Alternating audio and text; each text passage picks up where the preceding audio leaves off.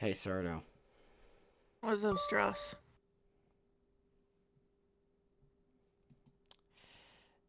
What? Chicken butt. I hate that.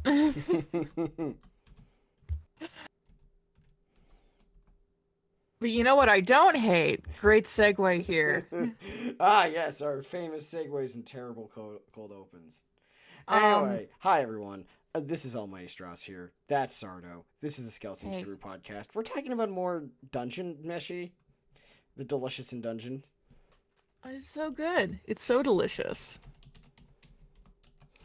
It's good stuff. So, the main reason why we're doing this is because when we did the first episode on it, there was Hmm. like 2 episodes out. I don't even think there was 3 yet. Wait, when did we do I mean, this? I Hold on. I think I think it was up to maybe up to episode 3. Like max. Hold on, I'm gonna check. I can check this stuff because I'm the one who runs the channel, so therefore I can just look myself and be like, yeah, there it is. Let's see. Last episode was. Let's see. We talked about Dungeon Messi 2 months ago. Hmm. So that means it was on the sheet because we do this. Uh,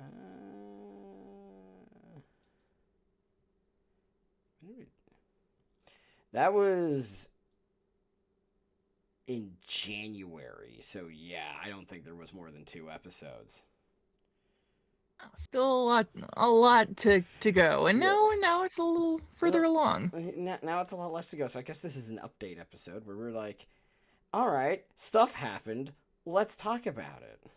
Where are we now? How has it been? Oh, well, I can always say we are currently here right I now mean, yes. Yes. instead of over there. So let's get started, and I'm going to say right now. First things first, as a reminder, we have read at least some, if not all of it, in your case. Yes. We like it. We thought the first 2 episodes were at least very. Yeah, no, it was only first 2 episodes because they didn't get Yeah, to. first two. They didn't get to. The living armor. Yeah, Living Armor. I remember that now. So I'm gonna say right now, Mhm. right here and now, it means most everything. Yes, I am Sam Hagar. No, you're not. I You wish. liar. I would have a lot more money. You would. I would have a significant amount more money. But the first 2 episodes were great, and they're currently on which episode now? I believe it was 14 Yeah, that it's I 14 that just came out the other day. deceased open. Yeah, and I could say after 12 more episodes, it's still really good. I am really enjoying myself. I'm having a Yeah. great time. I think really, now that we're 12 episodes later, is there anything about it that's very specific that you want to like Um, discuss about the adaptation before we just kind of go into the general thoughts? I'm gonna say the one thing that comes to mind, I think, is I've been pretty happy with how they've handled tonality so Mm-hmm. far. I think they've stayed pretty faithful to that, and I think that's an important thing because Delicious in Dungeon rides so hard on those very specific vibes, and I think they've done a good job with it so far. I would, I've been happy with it. yeah, I would say if there's one specific thing I really liked about it was I think they got the right people to be in charge of this show They did. because though they could have gone with someone who just straight up adapted it, and they didn't, and that's good. I mean, I think it's felt like a very natural transition. I want to say the other thing. Uh-huh. People have been, it's a meme now, like the Senshi panty shots, how many of those there are. When I tell you that the memes undersell how many Senshi panty shots there are, there's more than you think. I'm not doing a bit here. There's so many, and it doesn't take away from it. I was just really kind of surprised. A lot of Senshi's lower bits, and then a lot of Laios's thighs. It's very very white boy thigh heavy, and I'm not mad about it. But it's been a little surprising. It was just something I noticed, but I think it adds to the atmosphere, if anything. Hmm. That's my thoughts. What about you? I would say the part that's really surprised me.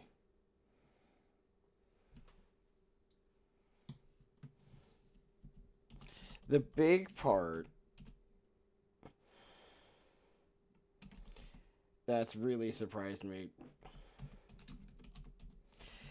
It's I would say the big part is really that like they really could have just done a straight adaptation like panel per panel. Yeah, like kind of a way of the house husband sort of thing you're talking about. No, more like you know how some shows when they're adapted from a manga or from like a comic and it's like just one to one like Blow by scenes. blow. Yeah. Like not that that's a bad way to do it, but it's like that. Like there's one of the later episodes like when they like when Laios finds a skull, which we will talk about in a bit in specific. Like the original shot in the manga is significantly less interesting than the I one that they used in the anime. I gotta say the anime does a really good job of like being real brave with some shots and taking that as like, okay, that was good. Let's build on it. And doing some stuff that's a little out of the box in a good way. Yeah. And that's a good one, but we'll get into that more later. Yeah, I would say really the big thing is that they could have just done that straight up scene by scene, and I don't mean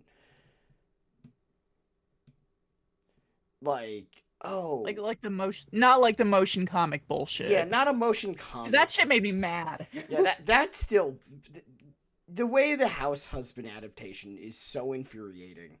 Checked Luckily, my ass so much. luckily, there's the live action adaptation that's actually Which really is good. wonderful. You should go watch the live action adaptation if you haven't seen it Yeah, yet. the guy they got to play the main character the House Husband in general is perfect.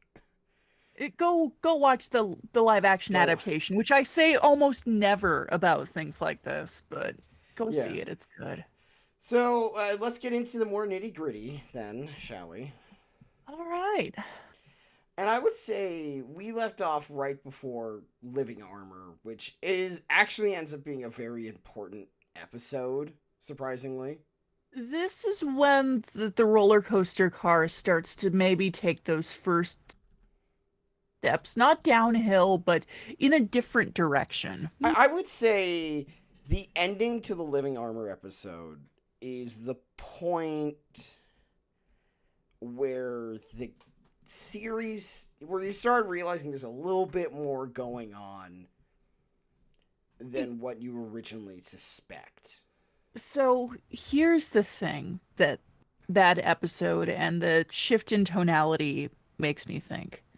Now, I don't want to say this in a way that makes it sound like I'm speaking in a derogatory manner of people who enjoy cozy media. You know what I mean when I talk about cozy Yeah. media, right? Yeah, People really love to point to Ghibli stuff a lot, which Grave with the Sardo, Fireflies. before you start, because we haven't ever talked about cozy media in any real capacity. Would Yes. you like to explain what you mean by cozy media? I think cozy here is it's meant to describe a very specific vibe, often captured through things like photo sets on Tumblr, gift sets. You see a lot of Ghibli stuff, a lot of pictures of food, especially. It's meant to convey this kind of like warm domesticity. Um, and like, okay, what I say I don't refer to cozy media in a derogatory sense, except for when people talk about cozy horror. That's for another time. I have a whole set of feelings on cozy horror. I don't like it. It's not a thing. But other than that, it's meant to convey this sort of like anime cottagecore is the best way I can describe it. You know what I mean? Yeah, no. Anyway, the point where I think you're trying to make is there's this sort of subgenre of media. It's not really. It's It's not an even. aesthetic, really. It's more of an aesthetic, and not even like an intentional aesthetic, which I think is very important. Because we're not talking about the intentional aesthetic of it. Cozy core is when something's so cozy and light and lovable. It's like a sweater. It's yeah, It's that comfy sweater you got, it's which it's it's nice. domestic and cuddly. Yeah, and I want to make it abundantly clear.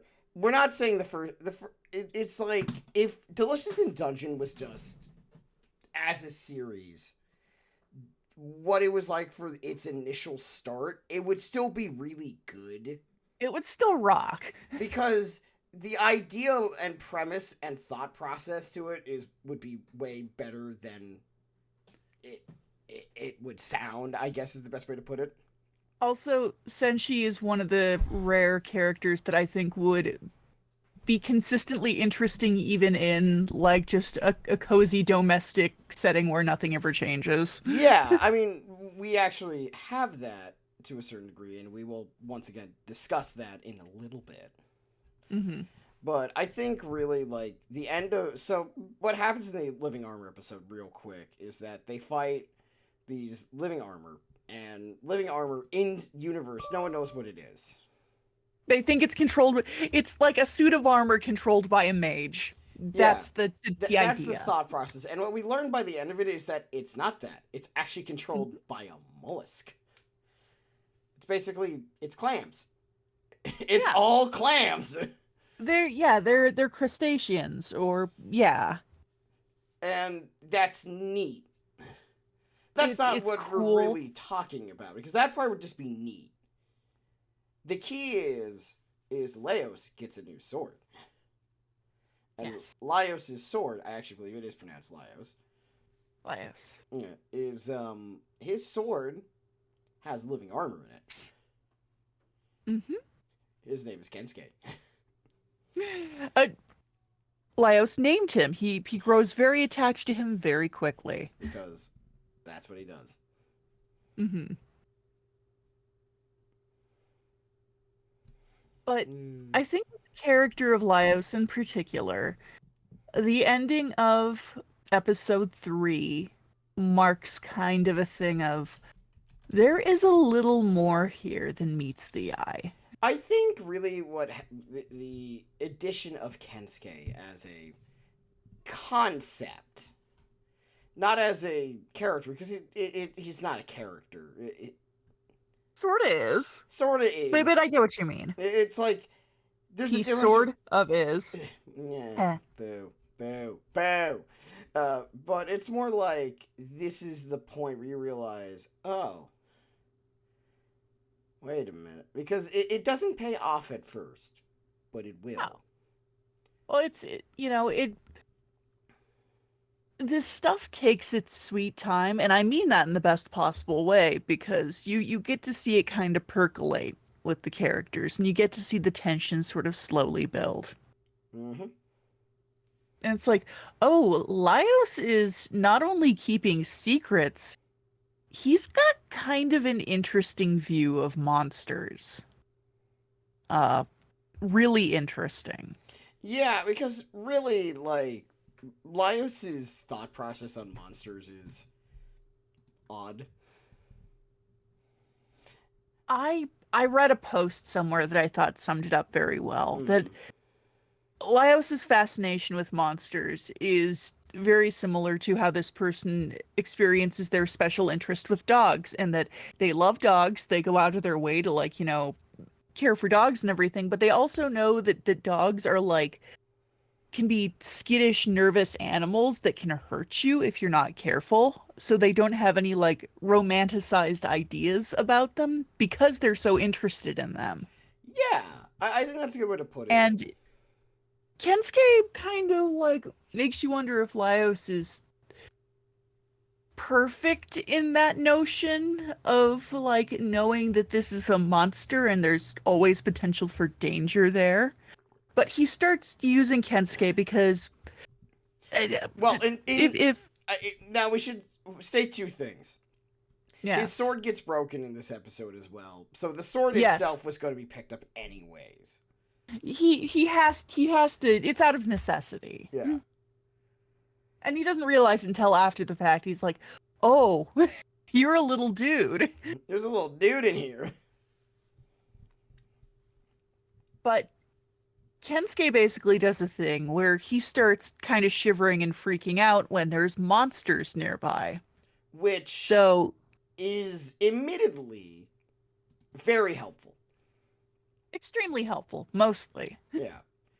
But also in turn, basically what ends up there's payoff for this later, but basically ends up happening. He takes the sword, and we move on to what I'm going to call the Senshi episode. Yes. So what I mean by that is the first half. So some episodes are two sets of things happening instead of one. For example, Living Armor is a whole episode. Right. Dude, this next one is two things that happen at the same time. So they're two separate stories. And this one is the Senshi episode. Specifically, we learn that Senshi lives on the 3rd floor of the dungeon. And It has a garden. And we basically learned that he's an environmentalist. He's a hardcore environmentalist. Like, dude takes it extremely seriously. He is very passionate about dungeon ecosystems. He cares And so much about the dungeon's ecosystem. if you think this is a one-off thing, you are so fucking wrong. This is a vital beat in the entire story. So you best hope you like it, and you should like it because it's, I think, a really cool message long term. But yeah, Senshi cares a lot about the ecosystem. Mm-hmm. And specifically, we also learned he lives on the 3rd floor, which, despite the fact that it's not necessarily the best floor to live on, he's using the golems on the 3rd floor as a garden. Yep, he's growing vegetables on them. And you even hear his lament that there used to be 10 golems on the 3rd floor. There are now only 3. He's named them all. And he's locked them in like this one secluded-ish section so they don't get killed.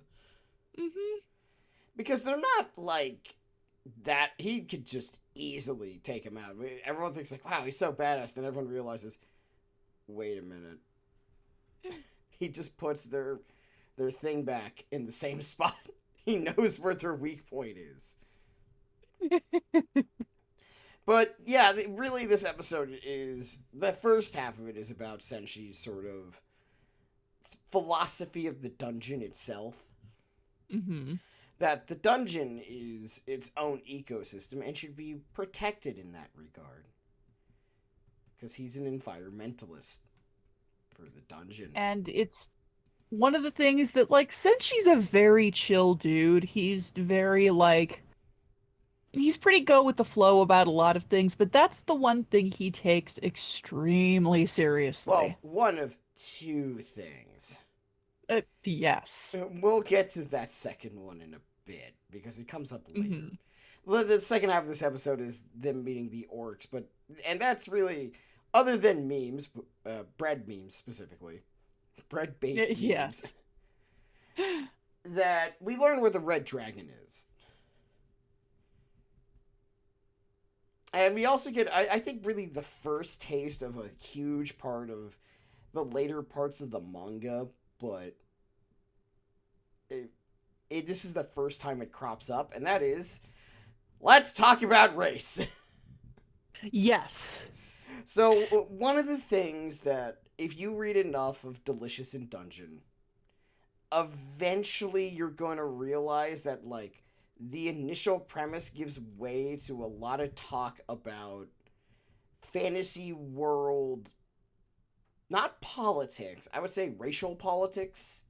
And I would, yeah, like kind of the issues around culture and understanding of culture and race.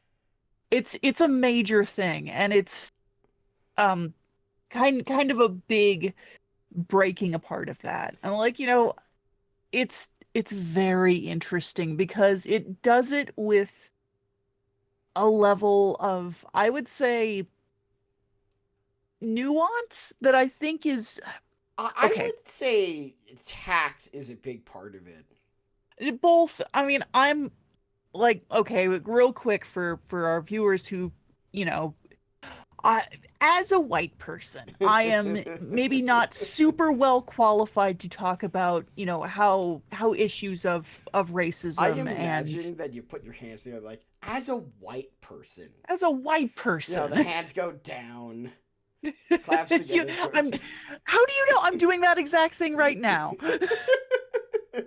But Like yeah, no, I I understand what you look like mean. Laios. Yeah.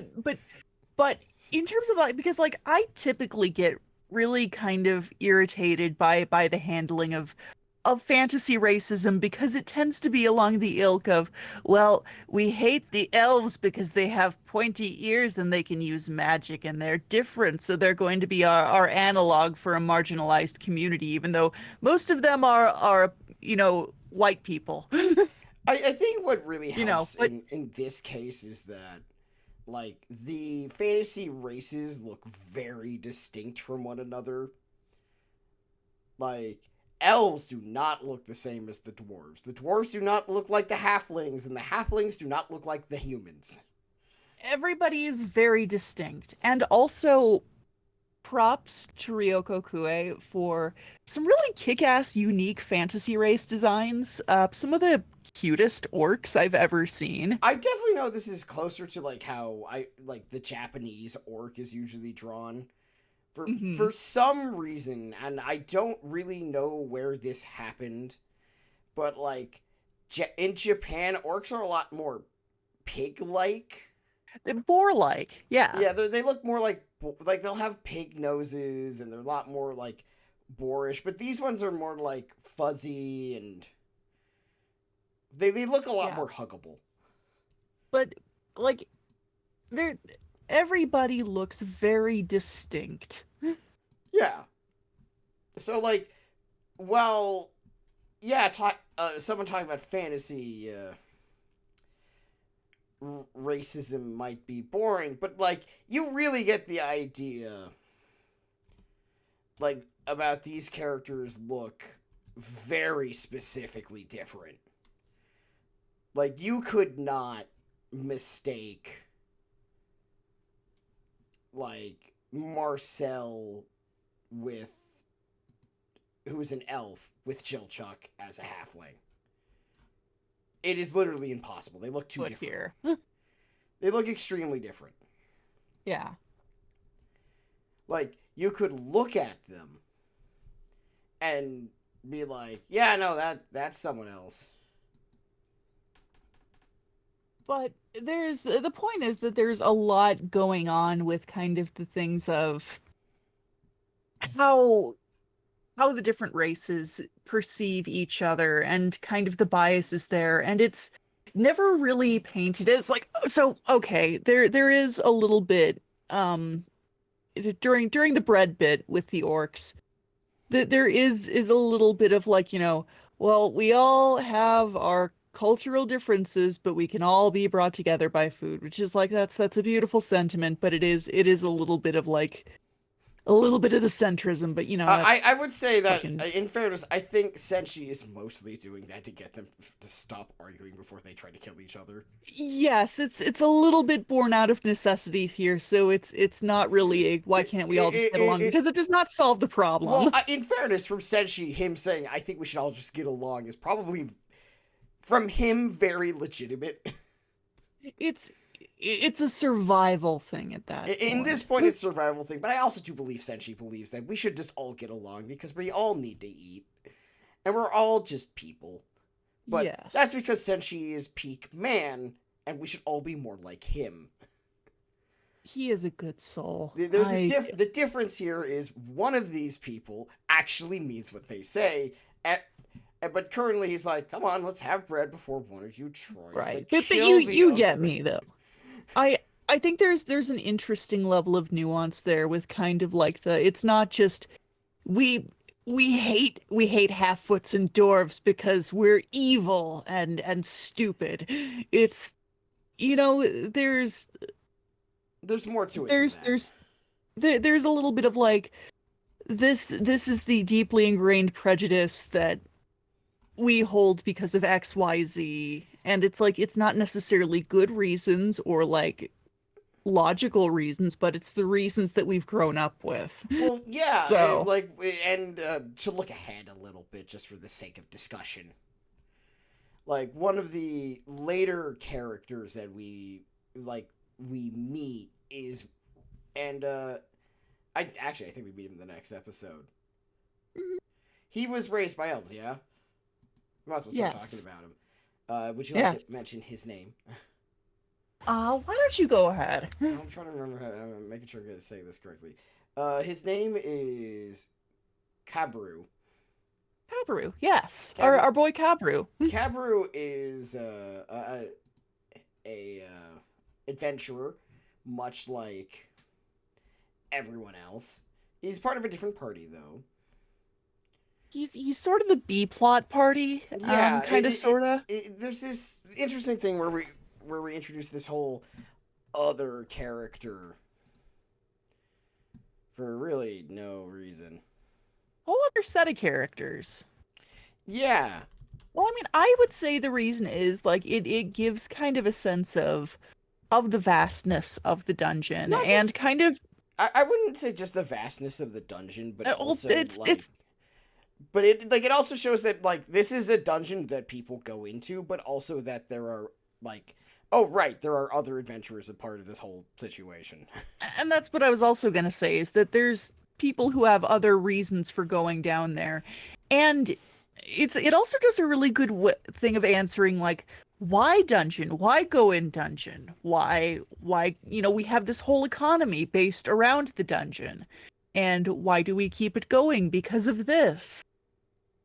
And anyway, yeah, but we meet Kabru. He actually gets introduced, I feel like, fairly early on into the series, and he's slowly gaining relevance as kind of this, like, because Laios and friends run into their party. They've been sort of wiped out by this monster, and so they help him out, and then they go on their merry way. And they're sort of like crossing paths here and there, but Kabru is suspicious of Laios in particular. He doesn't trust him. He thinks he's sketchy. So he's kind of, every time something comes up, he's sort of like Laios is Kabru's Dinkelberg.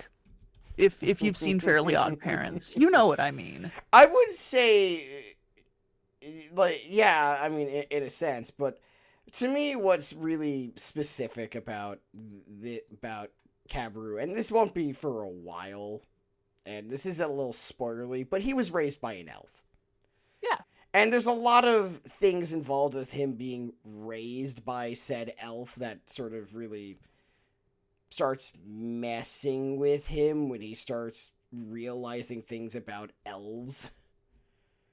It challenges his entire worldview, and the poor guy kind of goes through it. My heart is with Kabru, honestly. I mean, what's sad about like Carver's whole thing, if we might as well just talk about it a little bit, is that he learns Yeah. that his adoptive mother didn't really view him as a son, but as a pet.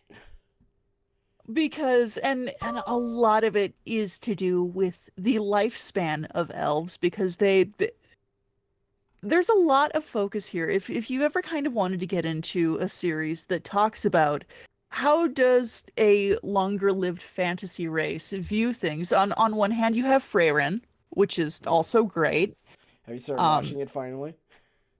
yes, I have. Thank you. I've been I've been But pushing for you to watch it, and I knew you would like it. but on the other hand, you have something that is not like inverse or opposite, but just a different view of it. You have Delicious in Dungeon, where elves kind of got a fucked up but understandable worldview of other people just because of how long they live by comparison. Well, if you were to ask me what the difference between the two is, like as someone who has gone through both, Hmm. is that the elves in Freerin as a series kind of look at the world in sort of because they live an absurdly long. They are like Tolkien elves, Yes. where they just live forever if nothing kills them. Hmm. So they have this like because you get characters like Kraft who are like potentially tens of thousands of years old. Like he's Yeah. like we meet like a 5,000 like a thousands upon thousands of years old elf, and she doesn't look that much older than Freerin does. Hmm. And then we meet Kraft who looks like an adult man, and then you start realizing like, oh god, how old is this man? With Delicious in Dungeon, their elves are slightly shorter lived They like comparatively. I think in Dulcian Dungeon they like live for like 1,000+ years. Yeah. So it's And still a long so, ass time. but like with Freerin, it's more about the emotional aspect of these characters and their long lifespans.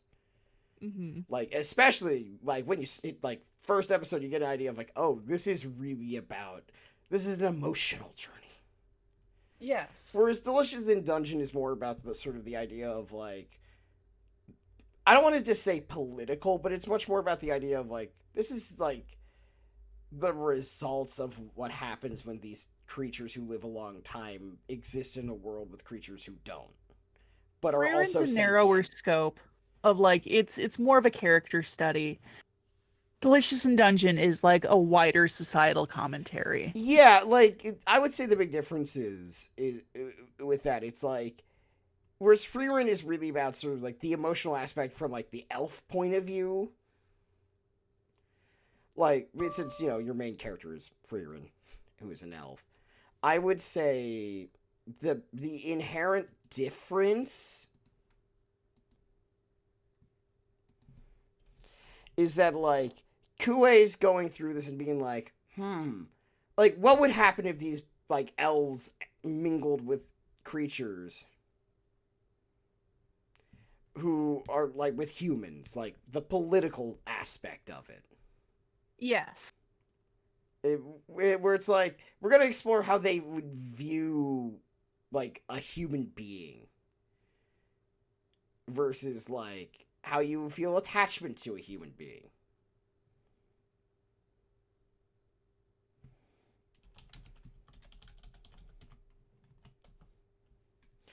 But yeah, that's that. I know that's just like that's like a little look ahead, but it's like an important aspect of thinking about some of these characters, just a little bit. But yeah, we meet this new adventure party. They get taken out by living treasure, which is really funny. Yes. They get taken out by They get bugs. they get their shop wrecked by coin bugs. Yeah, because they thought it was treasure. And Which Can's Ultimate does look like treasure. yeah, in fairness, but what's so funny about it is that by the end of that, they the main Laios and company come through like, oh, they get revived, They get warded so they don't get hit by ghosts. And They help them probably, out. yeah, they help him out, but because they didn't know that they got attacked by living treasure, they spend the next, every time they show up, going after them because they thought they stole their treasure. You fuckers robbed us. I don't even know who you are. We also get, at some point in these few episodes, a very hilarious moment where Senshi beats off ghosts with holy water. Beats off ghosts. Yeah. Oh, stop. Stop. I'm. Come on! Get your head out of the gutter. No, you said it, not me. But yes, he does. He does smack the shit out of a bunch of ghosts with a jar of holy water that he made himself, kind of making it up as he went along. It was very cool. I'm sorry. You know what? You would have done the same if it were me that said it. Yes, but I would have been much more smug about it. Yeah, I know. I'm so much nicer than you. That's Yeah, I the thing. I didn't have. What, you think I was denying that? But yes, it's and sorry. What's so funny about it? It's just that they're like going through this whole thing, being like, "They robbed us," and it's like, "No, they didn't. You silly bitches. They helped you, you goofballs. You dumb motherfuckers." And I think I really like this about the writing in general, is that with so many of the characters, there's the way the writing is handled, there's miscommunications, and I think this is actually one of the best examples of like miscommunication done well in a story that I've seen, because it's like, okay, I can totally see how they were led to believe this. I can see how it looks this way. And like, I don't feel annoyed with them for thinking this, because yeah, I probably would have done the same in a similar situation. And even if not, I can still understand how they get there. It's just really well done. Like, you understand why this happens because they keep not running into each other through most of this. Lots of near misses, yeah. And so it's not that they they just assumed something about them, because it's like, well, who else would steal their treasure?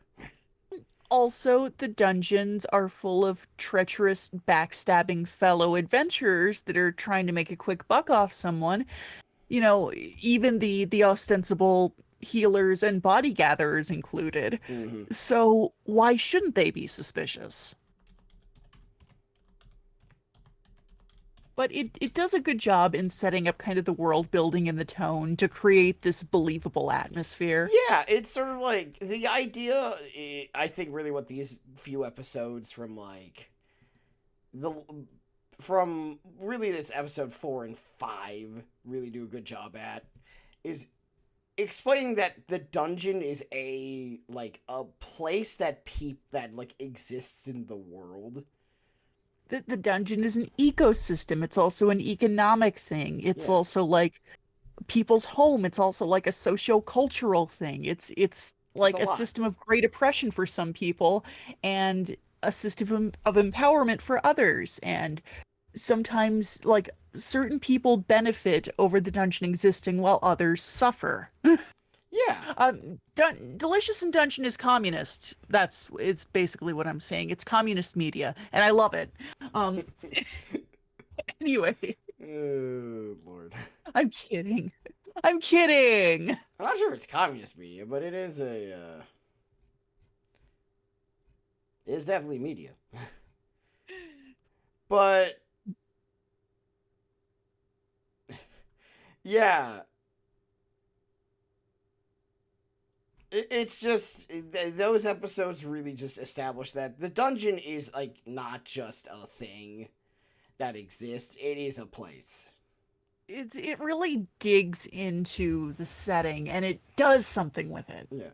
In the meantime, we move on to our next few episodes where the episode 6 is not important until later, so we're gonna back off on that for a bit. except for the second Mhm. half, which is all about Chilchuck dealing with mimics, and it's very entertaining. I love it. Yeah, And Chilchuck is my favorite. I will admit he is my favorite character so far in the series. understandable. He's he's my little guy, and he's a union man. He's a union man. He's a union man. He hates mimics, and this entire episode, half of episode, is about him dealing with a mimic, and it's great. Eh, The Beautifully only done. really important part of this episode, in the grand scheme of things, is the fact that Chilchuck is 29. This is where we learn that Chilchuck is 29, making Leos the youngest member of the party currently. I loved Leos's little thing. Should I call you sir? No! Bro. Don't! He gets so mad. He gets so mad the moment it's even suggested. And it's so Which I mean, funny. you would have the same reaction if some 19-year-old or however In old Leos. in fairness, I looked it up. Laios is only like a few years younger. He's in his mid-20s, I mean, yeah, which makes sense. that tracks. He looks like someone in his mid-20s. Leos definitely looks like at least a handful of dudes that I know in real life. Yeah. Only I don't think they're as autistic as Laios is generally. Some of them might be. Well, I some don't of them know, might just be, haven't been but not tested. all of them. Not all of them. Some of them are, but definitely not all of them. But yes. He's definitely it's just that this episode is not a waste. It's just that the first half of this episode becomes more important later. We'll come back to that. Then we get into probably the section of the dungeon that for this part of the series we spend the most time with, and that is the fifth floor. It's not the fifth floor, the fourth floor, Uh-huh. which is covered mostly in water, and a lot of stuff happens We in this spend one. a lot of time here. We do. We spend like God, how many episodes? We spend like 9 episodes here. We spend a pretty good chunk of episodes there. A lot happens. There's Episode th- 7 through episode like 10 and a half-ish is almost entirely all just this section.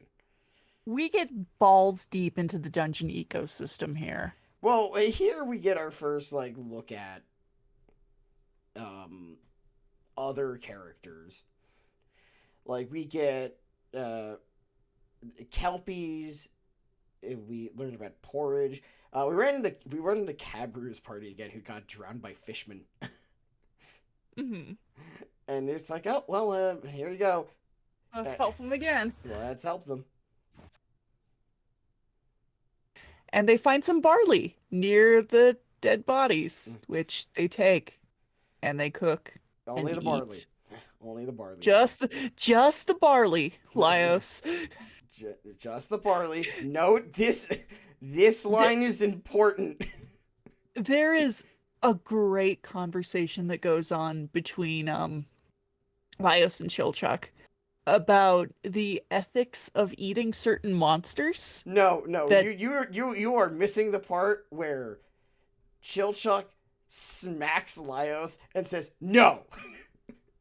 No, I'm getting into that. I would have gotten to that part if you had let me got to it. But that's where it starts, is what I'm saying. Which is But I'm summarizing. There is a heated conversation about the ethics of eating certain kinds of mermaids because we see sirens. They are very much like your typical kind of fantasy mermaid. They are very beautiful ladies with no shirt and fishtails who sing. And there is the really magnificent scene of them singing and them starting to lure Chilchuck in, and then Laios kills the mood by he's just belting. he's doing He's singing. He's so trying to hard. get to Carnegie Hall with that opera. Thank you very much. And he gets sad because the sirens are put off. They're like, you know what? Fuck this. There's He'll a leave. great He's like, there's a great moment in this part where the the animation here is great of the sirens expression changing the moment they hear Laios attempting to sing, and they're like, yes. huh?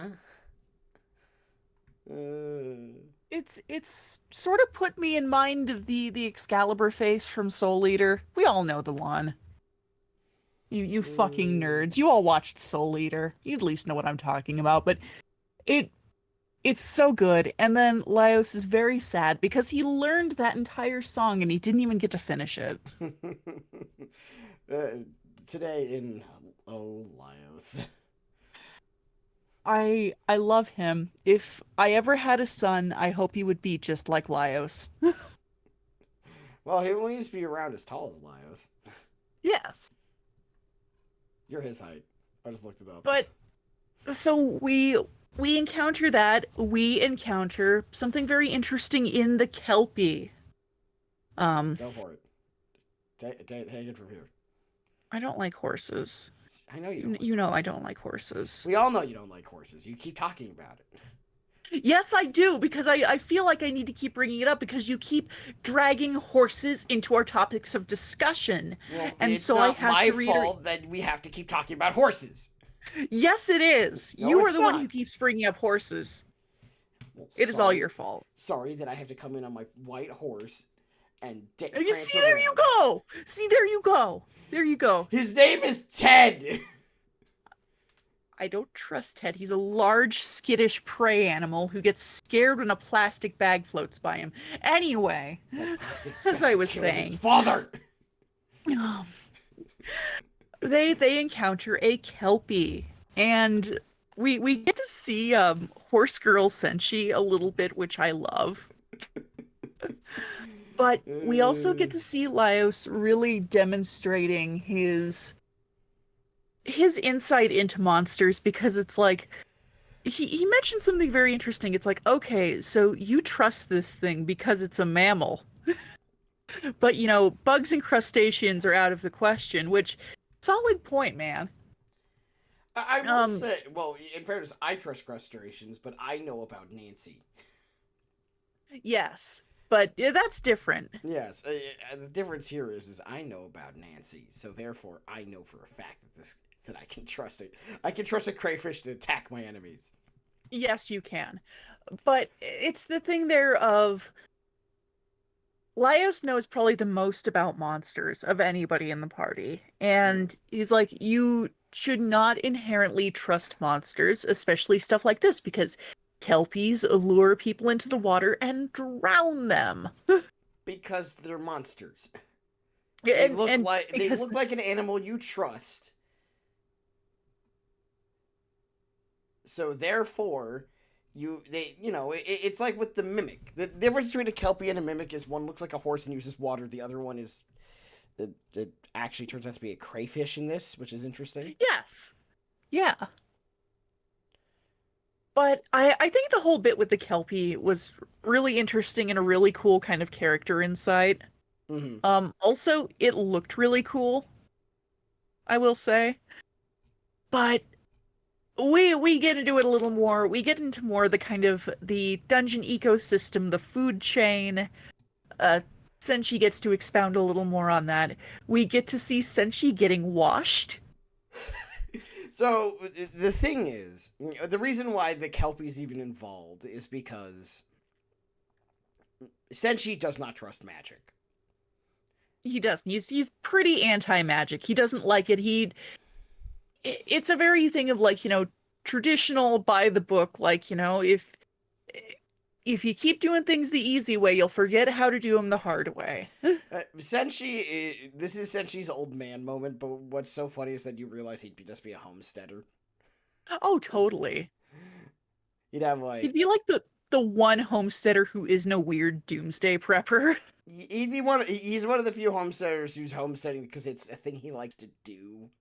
Yeah, because it brings him joy. Like the one guy on YouTube with the dogs. Yes. and the dog who carries the umbrella because that's what he likes to do. I trust this dog with my life. And that's important. I do too. But anyway, well, enough about YouTube dogs for a minute. Mm-hmm. The point here is that Laios is like, I don't think you should trust this Kelpie, and the whole Kelpie thing happens. And then we eventually get back to it. After the Kelpie's defeated, they wash Senshi because Senshi's beard is so dirty it actually insulates him from magic. Yes, it prevents it from working. This hair actually plays a good deal of importance in magic. It's kind of a conductor, and that's why Marcel is so particular about keeping clean. Yeah, this is something that's established in this episode, but it comes up more than once, is that hair is a very big part of how magic works in this universe. As you said, as a conductor. So if More you're a than anything. bald magic user, you're fucked. Well, no, then you use your beard. Why do you think wizards have beards? What if you can't grow either? Body hair? Oh, I guess. Yeah, see, you got to think about this stuff. But yeah, so we get to see Senshi getting washed, and he gets very fluffy. This also comes back later as an important aspect. We'll talk about it later, though. Yes. But yeah, we go through, and as we go down this part, we run into a very important part. We fight a kraken. That's fun. Mm-hmm. This one's more about stuff that's funny. And it's a very cool fight scene. Yeah, this is a great action scene. But we're going to really talk more about the next episode now, because this part's interesting, because we finally meet another member of the previous party. So, if you remember, Laios' party used to have 2 other members. Mm-hmm. And we meet one of them. Her name is Namari. We love Namari. Sardo, She's a very you girl. She is. She's very fun. But would you like to explain who Namari is? Namari is a dwarf. And she is very, very passionate about weapons. She knows her shit. She is the coolest shop class butch I ever did see. Oh, she is so, she would have taken shop. I love her. She's great. She would have actually done stuff in shop class. Yeah. But it needs to be noted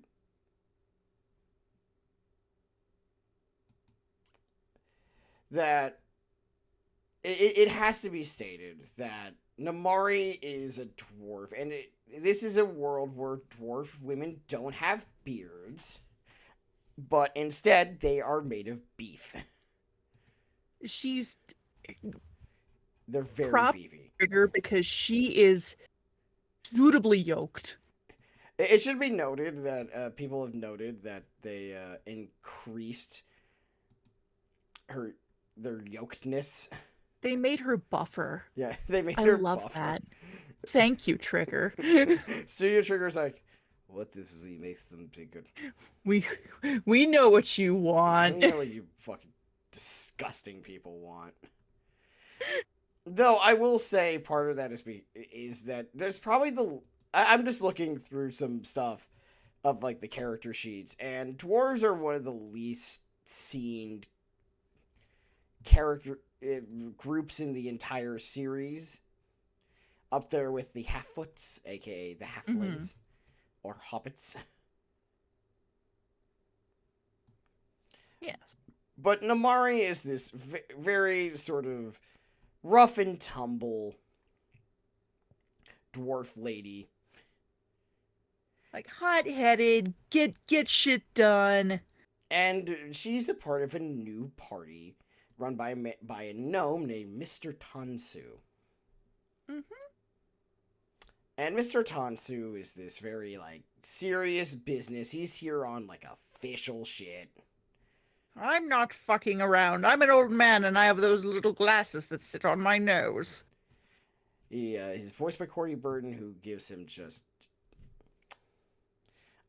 I love hearing him talk this entire time. He's very distinct in like a whole cast full of good voices. I listened to the English dub for this, Mm. and he stood out among like some very good voice actors.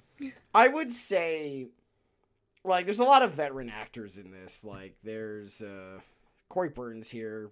Marin Miller plays Namari. Who else is on here? I have to like go down everyone's sheet. Okay. Also, Sungwon Cho, Pro ZD Voices Yeah. as the Senshi, Yeah. doing a great job. But yeah, there's a lot of people here, and really, this episode is really like we're seeing Amari, but we're also seeing like why Amari left the party. Yeah, there was some hard feelings with Namari that are like understandable. Like Namari left really because like it's about payment. Yeah. And like you gotta work to eat, Yeah. and it makes sense. Like of the two people who left the party, and we will talk about the last one in a bit because he does. We're getting to him. We're getting to him. We do know his name is Shuro because after a certain point, because they do mention him by name. Yes. But we learn first and foremost that Namari was like, I need to get paid. I'm not here to do a rescue mission unless you pay me. This creates really mostly tension between her and Marcel. Yes. Because if we're being super real here, Marcel and Fallon are. I don't think it's ever officially confirmed in any way, but it is extremely homosexual. It's oh my god, they were roommates. And Literally, it's actually, this is a literal literally statement. This Yeah. is not us. Like, this is not a bit. This is not but a Marcel like clearly canonically she has very strong feelings about Fallon. She cares very, very, very deeply for her. bit. Like, Um the way I would put it is, we all understand why Laios is here. that's his sister. That's his sister. That makes sense. Fallen, on the other hand, there's really like her relationship to her and Marcel's relationship is weirdly super like it's so close that it makes you go like, huh. Put it to you this way, Stross, my friend, my dude. Mm, You are, I'd say, one of my closer friends. yes. We've known each other for a long time. Gonna be a decade next year. We've worked together quite a bit. This is true. I care about you very much. You are a very important person to me. Oh, thank you. If you got eaten by a dragon, like I would definitely try to help you, but also like I know where this is going. I understand. I don't think you would go this far. and I feel like you would probably do the same. Like Yeah. I would help you. I don't know if I would help you this much. The way we're putting it is Marcel's wanting to help Fallen is very deep. It's very very important. personal. It's very personal. Very, very personal. It seems extremely like there's really no there's a long-standing joke of fans of this series is that Ryoko Kue is either closeted or just won't admit it is the best way to put it. Maybe she just thinks they're neat. I'm just saying with the everything I keep seeing from her, if you told me she was gay, I would not be shocked. It would Like be like the way I put it is if you came to me and said I really like this disgusting freak of a man, I'd be like, yeah, I know this tracks. Yeah. It would be that. And that's what I'm saying to you. Yeah. It's not that I'm not gonna say she is because she's never officially admitted it, but if she did, I would be like, yeah, yeah. She is an established woman enjoyer. Very, very, very, very much a woman enjoyer. Mm-hmm. And so this created, so Namari leaving really bugged Marcel a lot. Mm-hmm. And that's important. But they do reconcile by the end of the episode because they kind of get an understanding of each other, like where they come from, at least in the Yeah. concept of what they're doing. Mm-hmm. With that said, we also get above ground for the first time since the start of the series, where we start learning a bit more of the politics of the island that the dungeon is on. Mm-hmm. And the answer is Lord. Lord Howdy. Oh boy. Oh boy. It's not good. There's a lot of people who want claim to this island and the stuff that's in it. It's pretty rough. But after that, we go down another level, and this is where things get very important. We're about to talk about the dragon. And this is where we learn about Marcel meeting Fallon. That's part of it. We learn about the dragon, and also we take out the dragon. Yeah. And we're gonna. This is three. There is like 2.5 episodes dedicated to just the dragon. We want to make mention of that. Because this is important. So let's start with the fact we could call Fallon and Marcel meet in magic school. Yes, we've got a little bit of like magical academia lesbianism going on. Okay, see, the thing is, when I say it, apparently it's a problem. I'm kidding. I'm kidding. I said no such thing. I'm joking. But yeah, it's like I said, if you told me that Ryoko Kue is into women, I would be extremely unsurprised. Just unsurprised. And then it's cute. It also sort of explains how Fallon and Marcel met, and part of the reason why their relationship is extremely close. Mm-hmm. But also, in turn, it's more cute and important than it is like the most important thing that's about to happen. So let's talk about taking out the dragon. I will say real quick, small observation I made. It's not really important, but I thought it was funny. I got a chuckle out of it, so therefore it's worth mentioning. I work in library land, and Marcel reminds me of so many of my coworkers who are like fresh out of library school and have zero experience with like customers or people in general. It's like, yeah, we're gonna do this great hypothetical thing. Oh, you mean this works totally different? There's a lot of that in this series, but oh boy. But that cracked me up. Anywho. Yeah. So they have this whole plan for taking out the dragon. Mhm. It does not go according to plan. None of it does. None of it does. But they still manage to take out the dragon while Laios gets his leg chopped off. That's fun.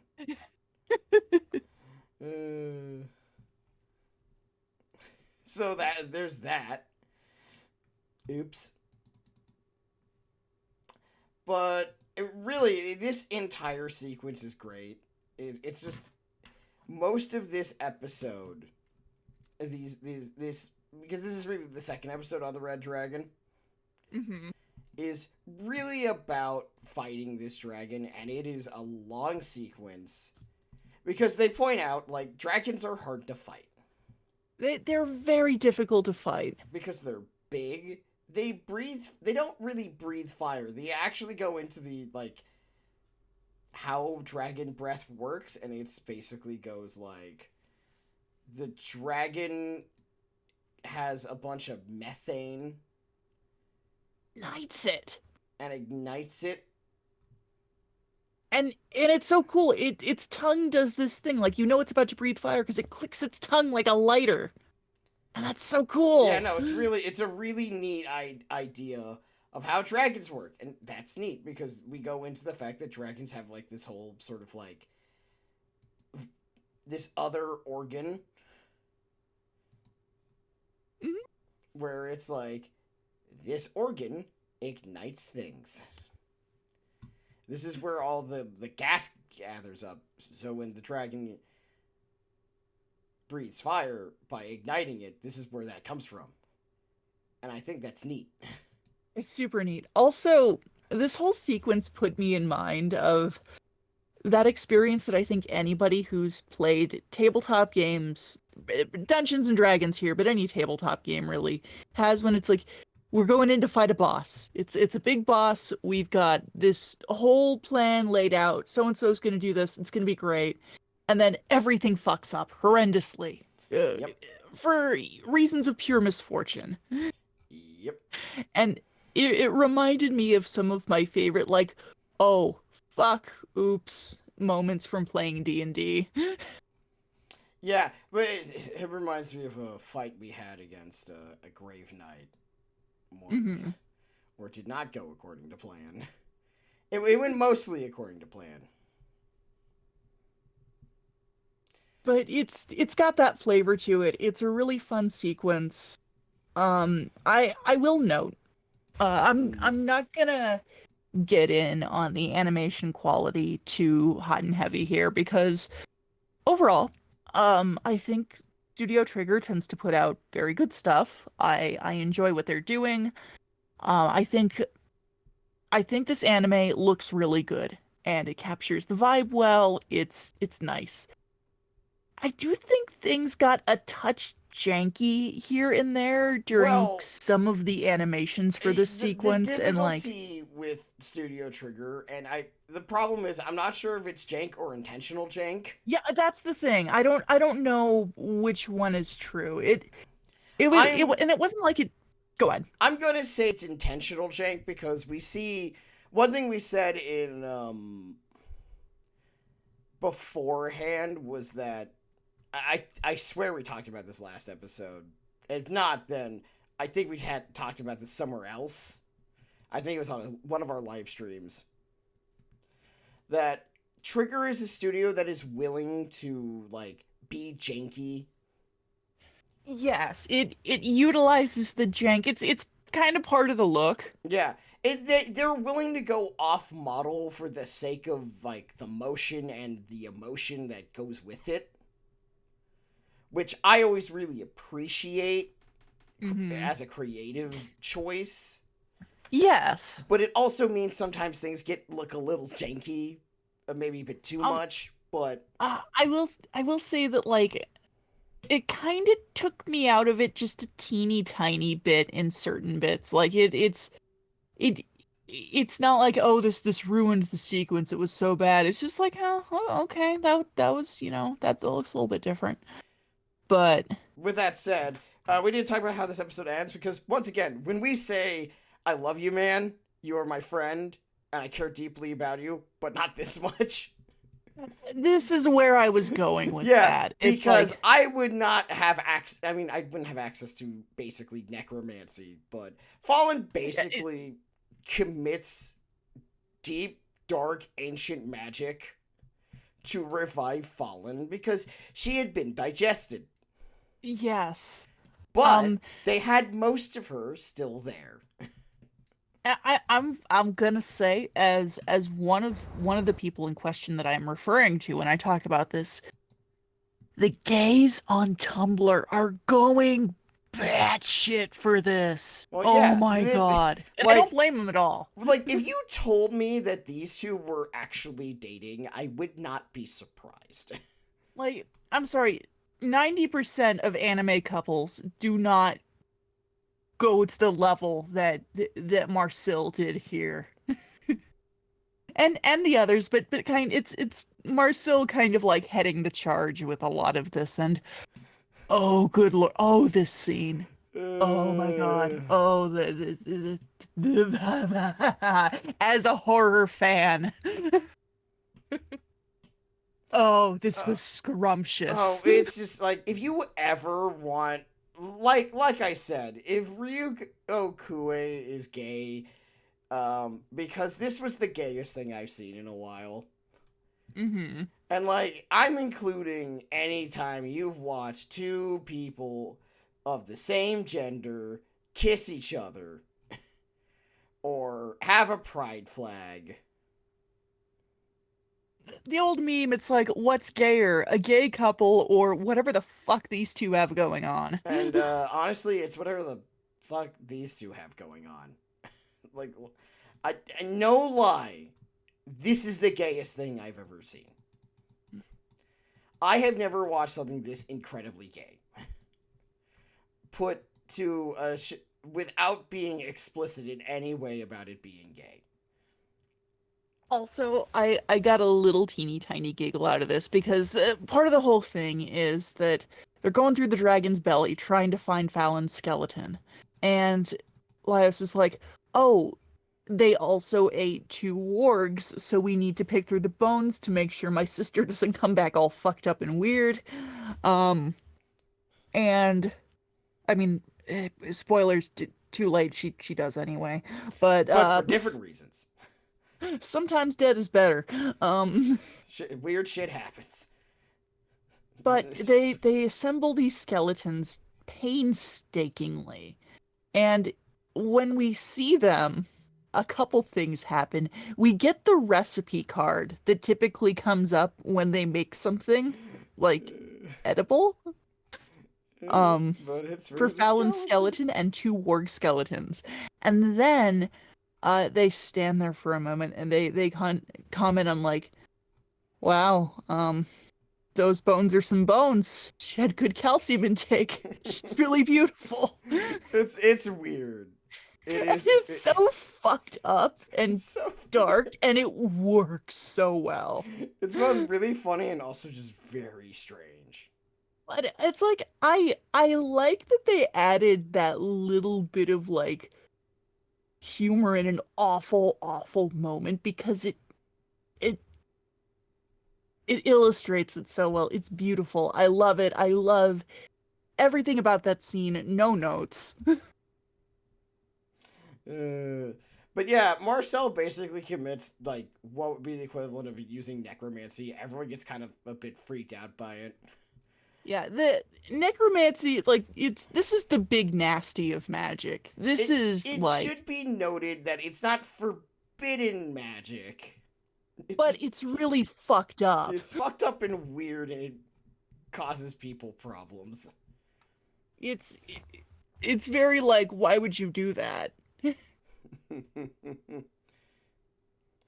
But yeah. So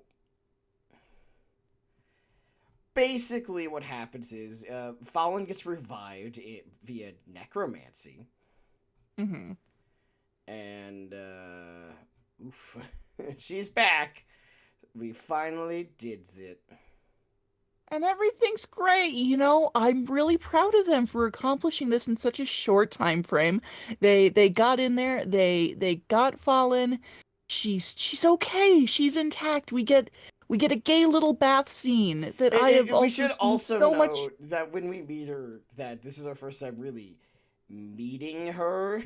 because we've met her through the eyes of a lot of other people in flashbacks. We get to meet Fallon kind of as she is perceived by her brother and by Marcel. Yeah. And now we learn that, oh wow, she's definitely Laius's brother. She is very she is not very different. She's also got, yeah, they're both autistic. These two people are extremely they are them. The Toadin siblings are very them. For better or for worse. Fallon as a character really interests me. No, go on. Because I think she is deliberately presented to us from the jump in a very specific way. That it's like she is the very clear archetype of the saintly healer character. We get to see her little bit. Marcel recounts Fallon like exorcising a dead body that was possessed by a ghost in a dungeon, basically. And what she does is she embraces them and she persuades them to pass on into the next life. And it's like Fallen is so kind and so good at healing magic, and she's such a gentle, sweet, self-sacrificing person. Hmm. And you know it puts you in mind of a very sort of conventional archetype. You know, saintly white mage healer girl. Yep. Um and I think Kue does a great job with showing from the jump that Fallen is definitely more than she has been perceived as. And she does it in a very interesting way. I struggle to kind of put into words what it is, but I'm picking up what she's putting down, and I like it. I think the best way to put it is that that Kue goes once again. This is a look ahead. Hmm. Really kind of dives into sort of the saintly, like very kind healer character. She's so gentle and so good, and like the thing, her self-sacrifice, because that's a recurring theme. We'll touch on that more as the series Yeah, progresses, but and the way I would put it is, she sort of goes into like, how is that a person like that would actually be, and how does that affect their loved ones? yeah, and how does it, Because it fucks Laios up. yeah, but basically the point is, during this we learned that probably due to the fact that she was brought back using dragon meat. Hmm. Fallen is under control of. So they mentioned the Mad Mage, the mage controlling the dungeon. He's the guy who created this whole place. He's what made it what it is. He's why people who die in the dungeon, they don't quite die, they can be brought back, because that's not how it works on the surface. Dungeon's very different. Yeah, and what we learn is the Mad Mage is this tiny twinkish elf that we met earlier, who noticed Laios in some living paintings. We don't have his name yet. Yeah, Get to that later. yeah, That's but he's a fun little dude, and I love the paintings bit. yeah. I I love. It's a good episode, but it's like we couldn't talk about it now because you wouldn't. It isn't as important as it is nowadays. Yes, we'll touch on it very lightly in that it was very well done. I like how it translated here. Um, we get maybe a little taste of the deeper plot and the history behind what's going on now. Yep. And You learn a little Laios bit more eats about some these. really okay, confession, Yeah. because this whole thing is about food. So, I mean, we'll probably get to like the stuff we wanted to eat the most, but that like thin sliced beef that Laios is eating during like the coronation scene, I want me some of that so bad. I want that beef. But yeah, so what ends up happening is that the party loses Fallen again and gets blasted by the actual person, who's this tiny little elf guy. He's like, Little guy. you're He's not kind of supposed to. jester looking almost. Yeah. And ultimately, what happens is they get found by some orcs that are part of the same orc tribe as always. We need probably the cutest orc girl you've ever seen. She's so huggable. I don't She's I so don't know. I don't know why more people aren't losing their minds over her. She's pink. I think She's in fairness to people. There's like so many ladies yeah, to but go. but look at her. Oh, she's adorable. I know some people really like her. It's just that you have Namar. It's hard when you have Namari and her stuff combined with Marcel being the gayest fucking character we've seen in years. Yeah. It's not that no one likes her. It's just that you have there's a lot going on, and Lead. Her name is Lead. yeah, The Yeah, the orc's name is Lead. She's the younger sister of the orc chief Zahn, and She's so cute. she's adorable. I want a marketable plushie of her. I'm surprised there isn't. Yeah, but Or if there isn't, she's it's not being sold out here, which is the problem. she's great. Also, another note about the orcs here that I really like, Uh, um, is that like especially if you look at the baby ones, they have markings on their back like boars do. Like they've got the little markings. Baby orcs are so cute. you baby boys. But anyway, yes, I'm getting off in the weeds. Yeah, they're very much into the weeds here. But yeah, we basically learned this is where the party goes. We need to go above ground. We need to restock. Like half our Yes. weapons are broken because Senshi didn't take care of his axe. Nope. You know, Marcel is out of mana officially, and we need Laios does the smart thing of we need to head back for now. Yes. And this is where you'd think this season would end, but it doesn't. Because we still have another episode to talk about. Episode 14, The Sea Serpent. We once again run into Kabru, who's been revived by Mr. Tansu, who asks for a small payment because that's just kind of how he does his bit. Yes. And we get a lot. We learn a bit more about the party, about Kabru's party, who are mostly like. This is where we start learning that Kabru's kind of weird. Mm-hmm. Like, and not in the way that Laios is weird. Laios is weird because he's just autistically coded. Probably not on purpose, but that's definitely what it feels like. Yes. He's very, like, obsessed with monsters and stuff like that. Kabru wants to be the guy who rules the island. Who is the guy who goes into the reality TV show like, I'm not here to make friends. I'm the guy. And he is, to his credit, he's very insightful. He kind of fancies himself as a master tactician. And, you know, he does have the whole kind of quasi Death Note thing of being able to read the fuck out of a situation. Yeah, he figures out they get attacked by what appears to be a bunch of mermen. Now, I like how the show goes into it, and the writing here is very interesting. Mm-hmm. In that, visually speaking,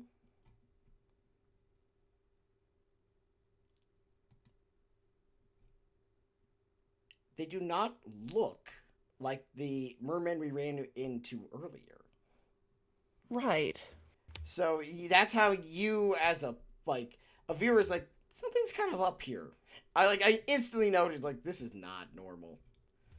Yeah, this is strange. But yeah. But like Kabru is clearly he's extremely competent. He is very intelligent. And that's one of those things I really like about this is that like Delicious in Dungeon has some weird wacky ass characters, but I feel like they're competent because of their weirdness.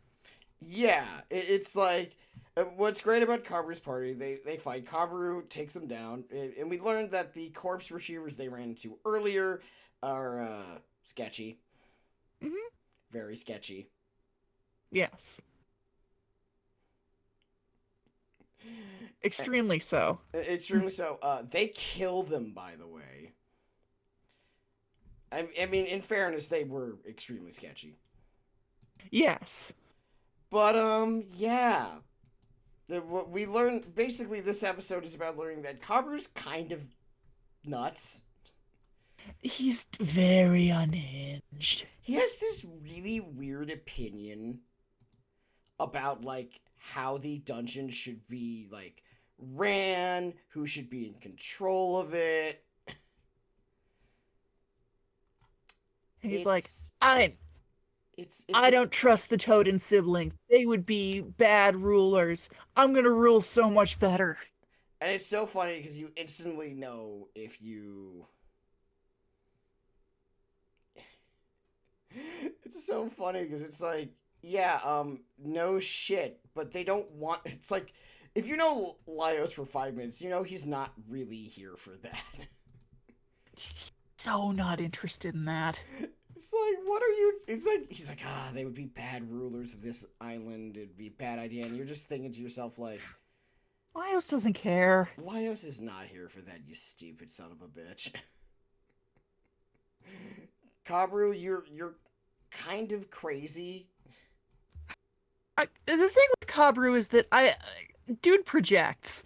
He projects a lot, and it's really funny. But he also has a really good mind of remembering people. Yes. And this is important because we run into Shuro, the final missing member of Laios' former party. Mm-hmm. He is a samurai from far to the east. It's known as the Eastern Archipelago on the world map. And the Eastern Archipelago is like the whole world is like kind of big, but it's basically Japan. Yeah, it's essentially Japan. That's really all you need to know about it. And everyone's from different places. Like you have the eastern continent, you have the southern continent, but the archipelago is Japan. Yes. And we get kind of the impression that Shuro is searching for Fallon because he's in love with her. It should be noted that that even everyone has basically pointed out that Shuro was with this party for reasons that are kind of unknown. Because unlike Namari, who is at least like, yeah, she's here for like job purposes, Shuro wasn't really into money. So Yeah. this is important for later.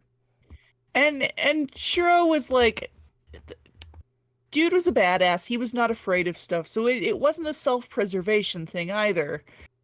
It was something else. Yep. And he is obsessively looking for. His party shows up because they get attacked by Sea Serpent, and Shuro's party instantly takes it out. Oh, they're good. They're a tight knit team. There's Shuro, another lady, two different ninjas, and the most adorable ogre you will ever meet. Yes. Oh. You're so happy to see her, aren't you? You want to talk about her for a few seconds? Oh, she is adorable. We don't get to see much of her yet, but I'm hopeful. We should note that this is the last 5 minutes of the show.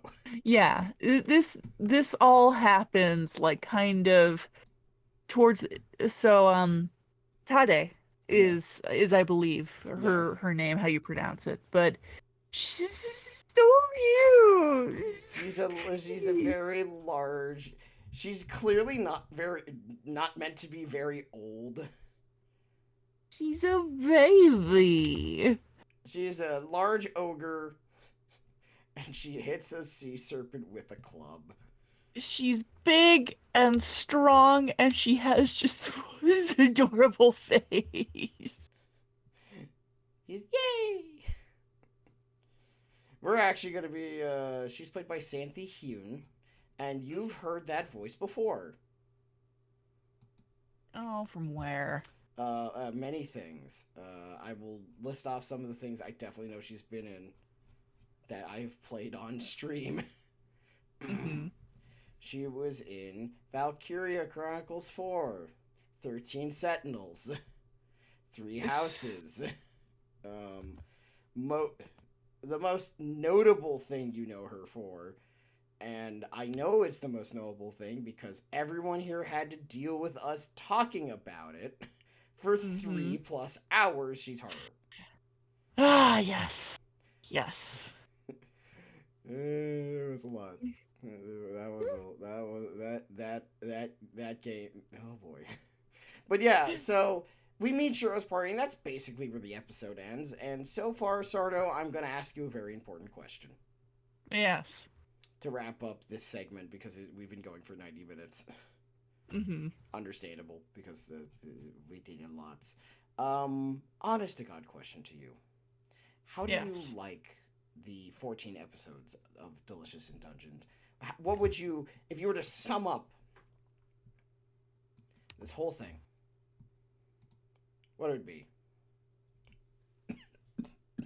Came for the meal, stayed for the really intense world building. Like, Yeah, really intense, enjoyable world building. I would definitely say if I was going to sum up Delicious in Dungeon episodes 1 through 14, very excellent show. Yeah. Just totally worth watching. I really liked it. I had a good time. It was like it was well done, nicely animated. Makes you think way more than you would suspect going into it. Yeah, if I was going to say one thing, don't let the initial cozy premise fool you. I mean, and like here's the thing I really like about it compared to say like because there is kind of the old thing of like, you know, a show that starts off really like lighthearted and fun and maybe a little cozy or domestic, and then it gets dark and fucked up. And like, I would not say Delicious in Dungeon is that. I would say, you probably should check out some content warnings because this place, it goes into some like surprisingly heavy shit. And it never feels like tonally inappropriate or I experience like very little whiplash I with would the way it. I would say the way I would describe it Mm-hmm. is that some people act like it's like, oh, it goes to really dark places. It's suddenly berserk. I'm like, no, it's not. No, it is no, No, but like berserk still, goes it's to a like dark place and crawls itself back out several times. But in this case, the way I would describe it is that it goes to heavier places than you would expect. yes, it does, and it all Off of feels the very. premise. It feels very in keeping with the tone of the story. Nothing ever feels out of place or like a gotcha. Yeah, there's no moment where you feel like, oh, this is a twist or a turn. It's just very interesting.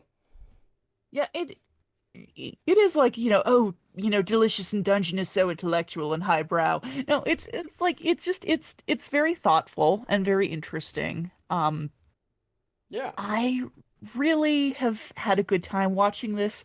I'm glad this is a weekly thing. I love being able to tune in for my stories. I too love being able to turn in for my stories.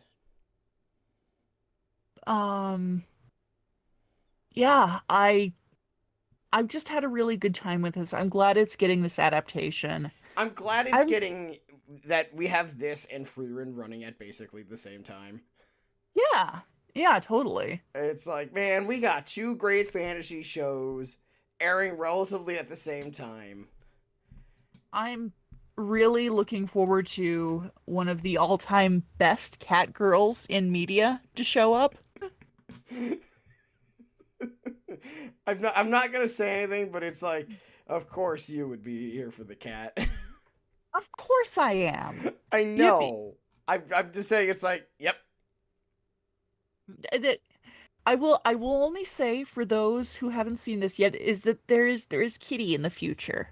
And yeah, it's pretty great. So, check out Delicious in Dungeon. Yeah. It never really loses the, because like when I talk about cozy media, like I feel like I maybe run the risk of making it sound like I'm talking about it in like a derogatory sense or like I'm not. I think I love like the more domestic elements of this show. I think it's fun. I love all the cooking stuff. I think what I like Uh, about it is that hmm. it never once tries to sacrifice the sort of like initial premise of this is still about like food deep down on the inside. Yes. And I think that's great.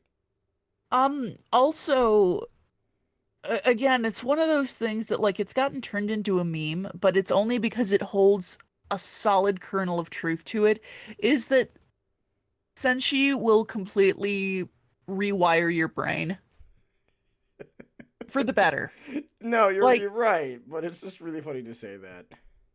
he will. He does it now anytime I'm thinking about like skipping a meal or not eating a snack at work. I get this little dwarf in my head, voiced by ProZD Voices, who's like, "No, you should actually eat that. You need to nourish your body. You need strength." It's like, "Thank you, Senshi. You're so right." Since you're so white. But no, I appreciate that. So, Yeah, no, yeah. I would say it's an excellent show, and you should definitely go watch it. It's really good. And it's just nice to have a proper fantasy show that's really nice and good alongside a different fantasy show that's also nice and good. And, Just in different ways. yeah, we got very lucky. But before we go, Sardo, I have a question for you. Yes, Stross. How you been watching? It's been a bit, so Oh God, the hell have I been watching? or reading or playing. You know, this is I've a fair I've been question. watching this. This is what I've been watching. Fair, Um, true. But you finally started Freerun. That's something you have mentioned.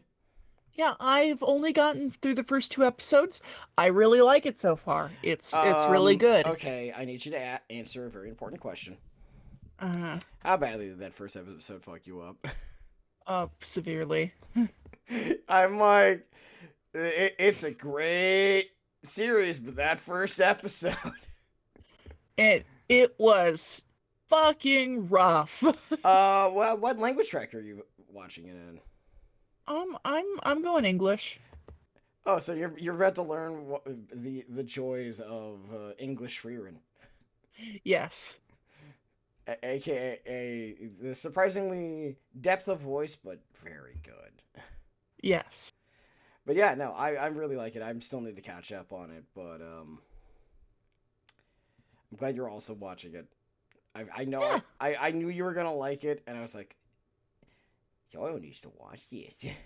No, you are among a couple friends of mine who have been telling me you need to see this. And it's all been people who like I always trust their opinion on this sort of stuff. Thank you So it's for like, saying yeah, I have a trustworthy opinion on media. yeah, you are. Yeah. But yeah, I've seen a little bit of that, not as much as I'd like, but I'm catching up. Yeah, That's mostly it's been it. it's a good show, and it's a Yeah. good adaptation. It like the whole premise of what does one do when you start realizing that you've emotionally should have realized something. You also are going to learn how down bad Freerin is, and somehow, no matter how down bad she was for Himmel, Hmm. Himmel outdid her every step of the way. You will not meet a more down bad man than Himmel the hero. Also, you met your new favorite priest. Yes. Dieter is a you character. Hmm. It's a shame he doesn't last very long because you know he's a the one complaint Sardo has of this entire series. Yeah. That was And disappointing. you're like, no, I want no. But Hyder is a very fun character. Yeah. Definitely so. The worst priest. We love awful priests. You love awful Priests who are just bad at being what they are. You also met beloved and wonderful little Fern. Ah, yes. I'm not sure if you got to the point where she finally grows up yet. Oh, we're gonna have to talk more about this once you get farther. I mean, more characters, because we got a lot to talk about here. Yeah. Well, what about you? What have you been watching? I've been watching a whole lot. Also been catching up on Delicious in Dungeon. But the other one that we need to talk about Mm-hmm. is I've been playing a lot of games. I've been playing, obviously, Rise of the Ronin. I've been playing Dragon's Dogma 2, so I'm not far in either of them because I keep getting into decision paralysis in Rise of the Ronin.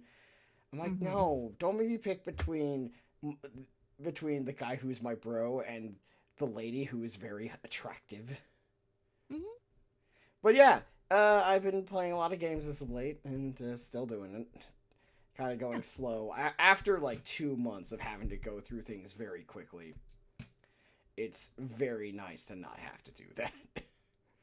Yes. 'Cause I was burning myself out very hard.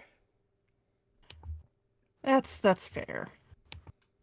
But yeah, I think we'll call this an episode.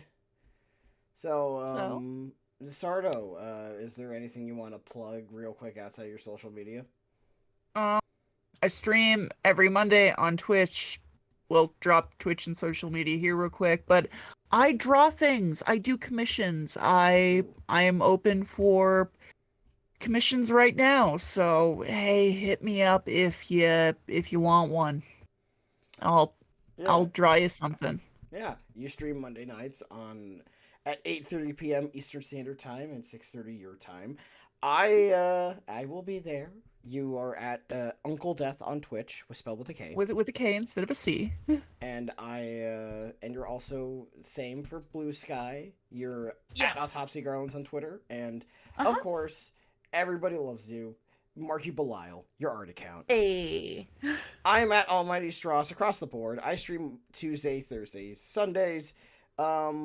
We'll see what I'm playing because I got really annoyed at X-Men Legends continuously crashing. Which is a shame because I was really having fun. But no one likes having to watch me fuss with tech for like 10 minutes per stream. Or at least I don't. But anyway. I mean, there are activities I enjoy more. But yes. This is true. Anyway, folks, thank you all for listening. We're the Skeleton Crew podcast. We still live, and we're going to try to be back on a proper schedule from here on out. Yeah. So, expect an episode in 2 weeks or so as we talk about new things. Yeehaw. Hee-haw, everybody. Good night. Bye.